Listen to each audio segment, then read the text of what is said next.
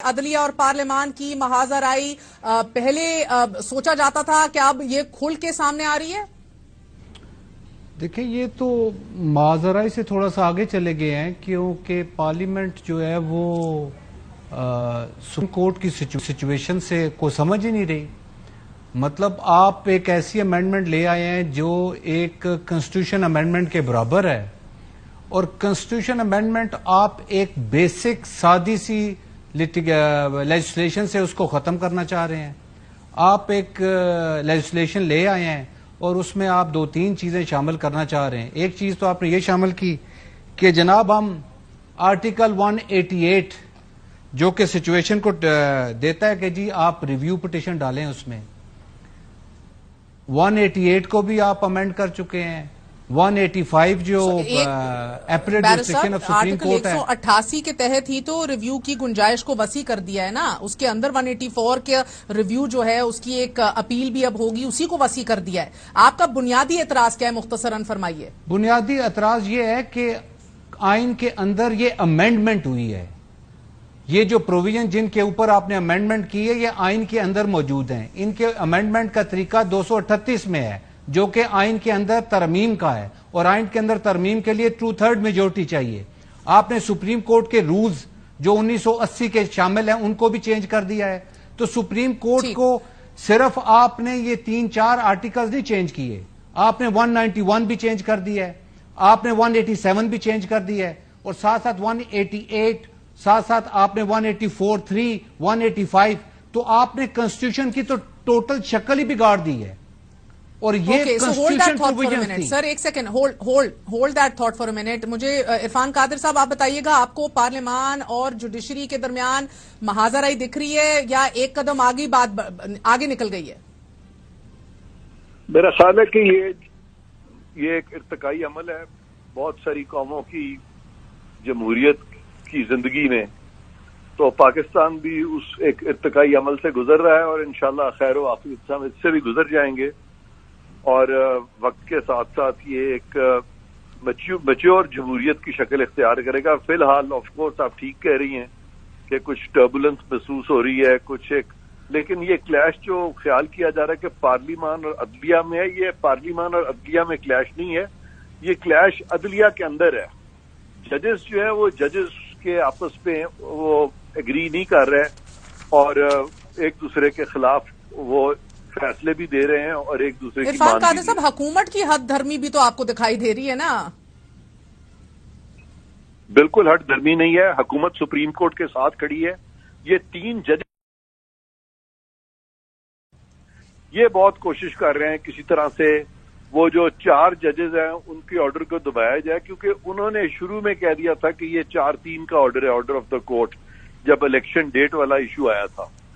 یہ کہہ رہے ہیں کہ نہیں ان کا 3-2 کا ہے. تو یہ انٹرنل کانفلکٹ ہے، ان کو ریزالو کرنا چاہیے.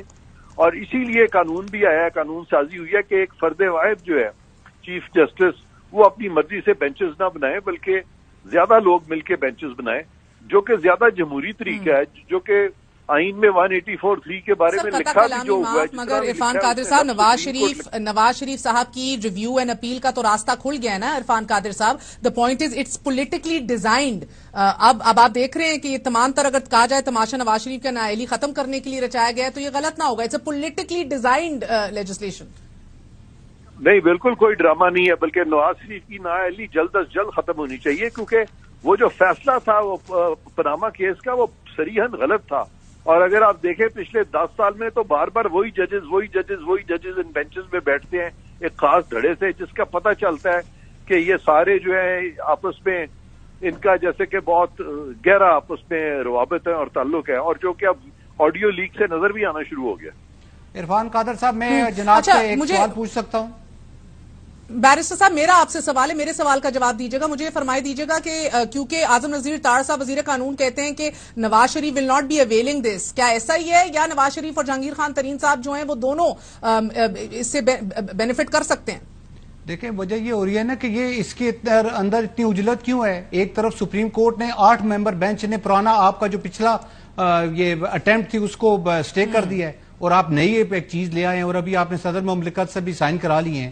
جناب سے ریکویسٹ یہ ہے، دیکھیں पर्सन स्पेसिफिक जो भी लेजिस्लेशन होती है उसको सुप्रीम कोर्ट पहले ही बहुत सारे ओकेजन्स पे उसको खत्म कर चुकी है। मेरी इरफान कादर साहब, मैं इनसे बहुत छोटा हूं, मेरे भाई हैं बड़े, जनाब से एक सवाल ये है कि अमेंडमेंट जो कॉन्स्टिट्यूशन के अंदर होती है उसको सादी लेजिस्लेशन के जरिए किस तरह आप अनडू कर सकते हैं, किस तरह अंडरमाइन कर सकते हैं वो लेजिस्लेशन जो आइन के अंदर कॉन्स्टिट्यूशन के अंदर मौजूद है, उसको सादी लेजिस्लेशन के जरिए किस तरह खत्म कर सकते हैं? मुझे अगर आप इजाजत दीजिए, लाइन मुनक़ता हुई है, मैं इरफान कादिर साहब आपकी जानिब आऊंगी। मुझे बताइएगा कि अभी हमें बताया जा रहा था कि इलेक्शंस टाइम पे होंगे, यही तवक्को है कि वक्त पे ही बर वक्त इलेक्शंस अब हों अक्टूबर में, लेकिन आइन में ऐसी कोई गुंजाइश है कि अगर हालात खराब हो जाएं या ऐसी कोई गुंजाइश डाली जा सकती है कि एक टेक्नोक्रेटिक या कोई केयर टेकर सेटअप तवालत इख्तियार कर जाए?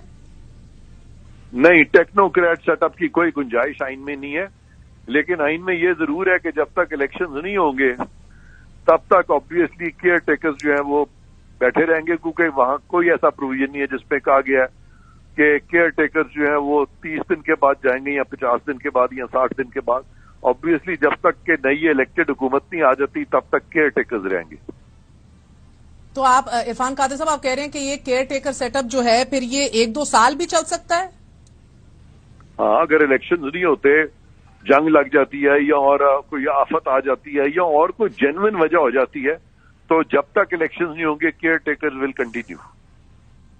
बहुत बहुत शुक्रिया। इरफान कादर हमारे साथ मौजूद थे। जी बैरिस्टर साहब, इसके ऊपर अगर आप कमेंट करना चाहें, वो कह रहे हैं केयर टेकर सेटअप अगर वफाक में आए तो मुमकिन तौर पे वो भी 1-2 साल आगे तवालत इख्तियार कर सकता है, गैर मामूली अगर हालात हो गए, अल्लाह ना करे हुए, मगर ही सेइंग कि दैट इज पॉसिबल। सर, मेरा आपसे आखिरी क्वेश्चन है बैरिस्टर साहब, clarify this for us please.